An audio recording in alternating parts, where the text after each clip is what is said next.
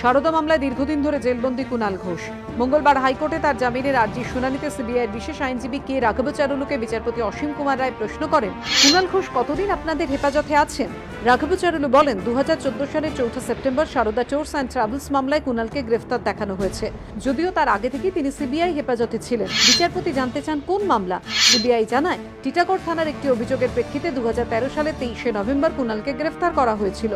পরে রাজ্য পুলিশের ওই মামলা সিবিআইয়ের এই মামলার সঙ্গে সংযুক্ত হয়। বিচারপতি বলেন, তাহলে তো কুণাল ঘোষের সিবিআই হেফাজতের মেয়াদ 4 সেপ্টেম্বর 2014 বদলে 23 নভেম্বর 2013 থেকে গণ্য হওয়া উচিত।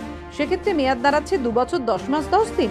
যে নিম্ন আদালতে বিচার প্রক্রিয়া চলছে, এই মামলার ক্ষেত্রে সেই বিচারকের সর্বোচ্চ সাজাদানের ক্ষমতা 3 বছর। ভারতীয় ফৌজদারি দণ্ডবিধি অনুযায়ী সর্বোচ্চ সাজার অর্ধেকের বেশি মেয়াদ কি তদন্তকারী সংস্থার হেফাজতে কাটানো যায়? কুণাল ঘোষ তো আইন অনুযায়ী জামিন পেতে পারেন। সেক্ষেত্রে মামলার গভীরে ঢুকে বিচারের প্রয়োজনীয়তা আদালতের নেই।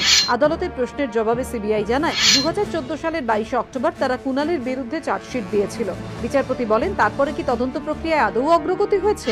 সিবিআই জানায়, অগ্রগতি হয়েছে, তদন্তও চলছে। ক্ষুব্ধ হয়ে বিচারপতি অসীম কুমার রায় তখন বলেন, তদন্ত প্রক্রিয়া চলছে বলে কোনো অভিযুক্তর অধিকার আপনারা খর্ব করতে পারেন না। এই তদন্ত শেষ করতে কমপক্ষে আপনাদের 1 থেকে 2 বছর সময় লাগবে। তখন আপনাদের হেফাজতে অভিযুক্ত থাকার মেয়াদ সর্বোচ্চ সাজার থেকেও বেশি হয়ে যাবে। সেক্ষেত্রে কি করবেন? বিচারপতি আরও বলেন, আমার মনে হচ্ছে এই মামলা অন্তর্বর্তী জামিনের উপযুক্ত। প্রয়োজন হলে আমি কঠোর থেকে কঠোরতম শর্ত সাপেক্ষে জামিন দিতে পারি। আপনারা ঠিক করে বলুন, কোন শর্তে জামিন দেব? কোন দিন থেকে হেফাজতে থাকার মেয়াদ ধরব? তা বুধবার জানান। তারপর দুপক্ষের বাদানুবাদ শেষ হলে আমি রায়দান করব। বুধবার সকাল 10:30 থেকে শুনানি শুরুর সম্ভাবনা। সৌভিক মজুমদারের রিপোর্ট, এবিপি।